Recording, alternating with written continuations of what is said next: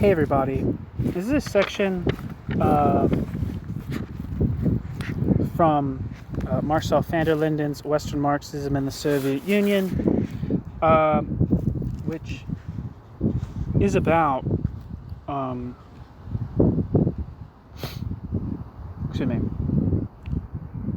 Western Marxism in the Soviet Union, and this section is about the theory of the degenerated workers' state in the later part of the 20th century. So this is in chapter 7, the collapse and its aftermath from 1985 to the present. So this is from about people who upheld the theory of the degenerated workers' state at this time. It's a very short section. Already in 1933, Trotsky had warned that, quote, the further unhindered development of bureaucratism, end quote, in the Soviet Union, quote, must lead inevitably to the cessation of economic and cultural growth, to a terrible social crisis, and to the downward plunge of the entire society, end quote. This prediction seemed to be fully confirmed by the events of 1989 to 91, but nevertheless, the theoreticians of the, quote, degenerated workers' state, end quote, found themselves in a difficult predicament with the collapse of the Soviet Union. When in the 1940s and 50s, Stalinism had proved more persistent than Trotsky had expected, they had attributed a longer lease of life to the Soviet Union than the, quote, orthodox, end quote, standpoint permitted. To justify this revision, two kinds of arguments could in principle be made, either that contingent historical developments had somehow delayed the collapse, or else that the Soviet Union was structurally more robust than Trotsky had believed. Impressed by the victories of the Soviet armies in World War II and the apparent rapid growth of the Soviet economy afterwards, the second type of argument prevailed for a long time. Typical were the views of Ernest Mandel, who claimed for many years that the Soviet Union would, due to collectively owned means of production, central planning, and the state monopoly of foreign trade, be able to develop to ever higher economic levels. But even though Mandel continued to maintain for a long time that, on the whole, the planned Soviet economy was superior to capitalist economy, Mandel became much more aware, partly under the influence of Tichtin's writings, of, quote, monstrous waste and imbalances, end quote. Footnote. Mandel, 1979. This is a constant theme in Mandel's writings. More than 20 years earlier, he has stated, quote, the Soviet Union maintains a more or less even rhythm of economic growth, plan after plan, decade after decade, without the progress of the past weighing on the possibilities of the future, ... All the laws of development of the capitalist economy, ... which provoke a slowdown in the speed of economic growth, ... are eliminated, end quote. Germain, 1956. Germain being Ernest Mandel. That's the first footnote, which is in reference to the superiority that Mandel attributed to the Soviet economy. And then the next footnote is just a reference to a piece by Mandel from 1978, which I don't know much about. Get out of here, man. Fucking bee flying in my face. It's no good. Back to the text. End of footnote.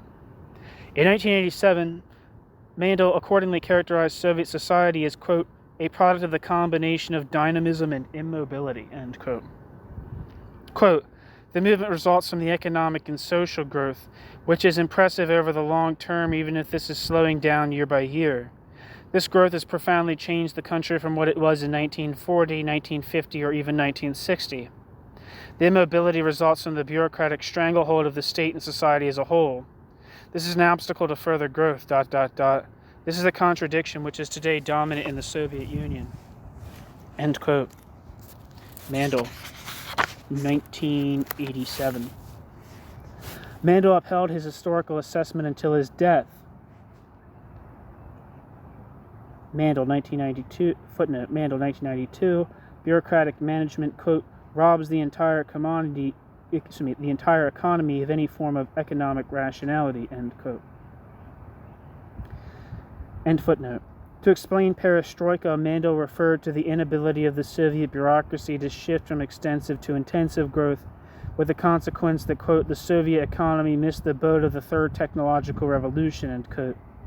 The result was Gorbachev's closer collaboration with capitalism. Footnote. In the late 1980s, some erstwhile Mandel supporters, analogously to Isaac Deutscher in the 1950s, began to believe that a part of the Soviet elite led by Gorbachev would enable a transition to socialist democracy without a central role being played by the working class. Thus, Tariq Ali stated, quote, Gorbachev represents a progressive reformist current within the Soviet elite whose program, if successful, would represent an enormous gain for socialists and Democrats on a world scale. ... In order to preserve the Soviet Union, Gorbachev needs to complete the political revolution, ... but one based on an abolition of the whole nomenclatura system of privileges on which the power of the Soviet bureaucracy rests, end quote. Tariq Ali. It's generally thought, I believe it's generally thought, maybe I'm wrong about this, but it's generally thought that the milieu around Tariq Ali and Perry Anderson and other people that were around the New Left had much warmer feelings to the Soviet Union and to the system that Stalinism produced than other sections of Trotskyism. And I'm not exactly sure of the relationship, say, between the Perry Anderson, Tariq Ali kind of people and, say, the Socialist Workers' Party people who put forward a state capitalist thesis and had a much more critical view of the Soviet Union. But, yeah. I'm pretty sure that Tariq Ali, with this passage would suggest, upheld the degenerated worker state thesis of the Soviet Union. End footnote. From the middle of the 1980s, Mandel began to see the downfall of the Soviet economy also in a broader historically comparative perspective.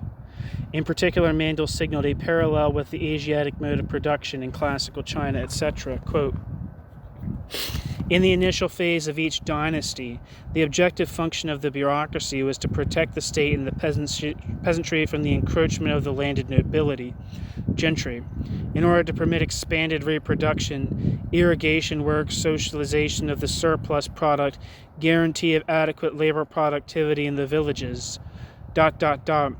In this way, the bureaucrat remains dependent on the arbitrariness of the state, never secure in his position, ... Therefore, in the second half of the dynastic cycle, an integration of the landed nobility, gentry, and the bureaucracy often took place. Bureaucrats became private property owners, first of money and treasure, then of the land. To the extent that the state bureaucrats merge with the landed nobility, the centralization of the social surplus product is undermined. The state power is weakened. The pressure on the peasantry increased. The income of the peasantry is reduced. The productivity of agricultural labor falls. Flight from the land, peasant revolts.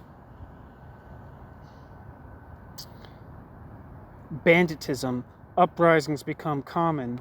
In the end, the dynasty falls. End quote. Mandel. In the Soviet Union, something similar happened, according to Mandel. Initially, in the period of 1929 to 50, there was a, quote, absolute scarcity of consumption goods, end quote. But when this had been overcome, a growing fraction of the bureaucracy began to push for, quote, decentralized control over the means of production and the surplus product, end quote. Mandel. Central planning was thereby undermined and, quote, the tendency towards the restoration of capitalism, end quote, grew. In summary, the Soviet Union and similar societies are experiencing the beginning of a transformation of portions of the bureaucracy into a, quote, ruling class, end quote.